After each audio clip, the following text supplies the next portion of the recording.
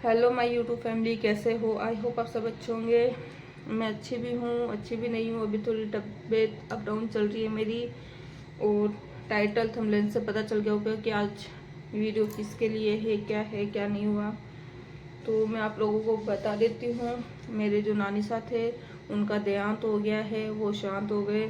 1 तारीख को रात को वो शांत हो गए थे 8:30 बजे के आसपास में। और मैं यहाँ से चली गई थी 2 तारीख को सुबह 5 बजे मैं निकल गई थी।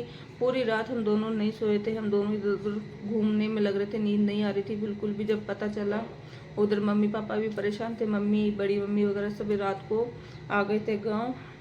मैं पहुंची थी सुबह। और किशन जी को इस वीडियो के थ्रू मैं धन्यवाद बोलूँगी कि उन्होंने मुझे मेरे नानी सा के आखिरी दर्शन करवाए। क्योंकि अब नानी सा कहाँ हैं, दर्शन नहीं होते। तो वो नवंबर में उनको देखा था मैंने, और अब देखा लास्ट टाइम उनको। और दादी सा के भी दर्शन नहीं हो पाए थे मेरे, क्योंकि उस टाइम प्रेग्नेंट थी तो मैं जा नहीं पाई थी, मम्मी पापा ने मना कर दिया था। लास्ट टाइम नानी सा के दर्शन किए, उनको विदा किया। वो पल ही ऐसा था कि उस टाइम तो ना कोई शूट हुआ ना कुछ हुआ, कुछ भी नहीं हुआ। मम्मी को देख के उस टाइम तो मम्मी को देख के कुछ ज़्यादा रोना आ रहा, ऐसे खुद को ज़्यादा रोना आ रहा, कुछ भी समझ में नहीं आ रहा था। परी को संभालना, मम्मी को संभालना, सब कुछ था उस टाइम। फिर 2-3 दिन मैं गाँव रुकी मेरे ननियाल। फिर भाभी से आने वाले थे तो मेरे को जयपुर भेज दिया। किसी ने बोला आप सीधा डायरेक्ट ही जयपुर निकल जाओ, भाभी साहब के पास में कौन रहेगा, अकेले हैं, प्रेग्नेंट है तो अकेले रहेंगे। तो फिर मैं जयपुर चली गई थी।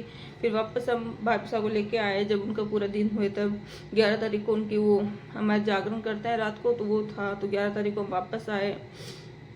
जब उनकी वो फोटो बनवाई थी तो फोटो से ऐसे लग रहा था कि वो भी बस बोलने वाले उस फोटो से। उनका स्वभाव, उनका नेचर बहुत अच्छा था मेरे नानी सा का। ठंडे स्वभाव के थे वो बिल्कुल ही। वो उनका डांटना, उनका प्यार करना, उनको हमको रखना। वो आते थे तब हमारे घर से काफ़ी दूर रास्ता पड़ता था, पैदल जाना पड़ता था उनको लेने के लिए जाना।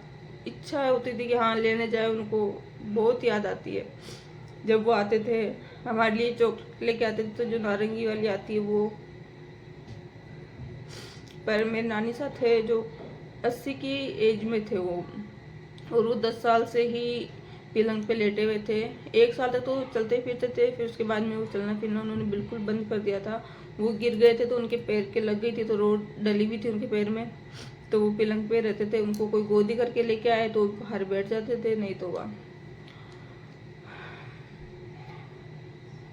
तो मैं तो यही प्रार्थना करूँगी भगवान से, जहाँ कहीं भी मेरी नानी सा हो, अच्छा जीवन व्यतीत करे वो, जिस भी रूप में दे भगवान उनको, और उनकी आत्मा को भगवान शांति दे।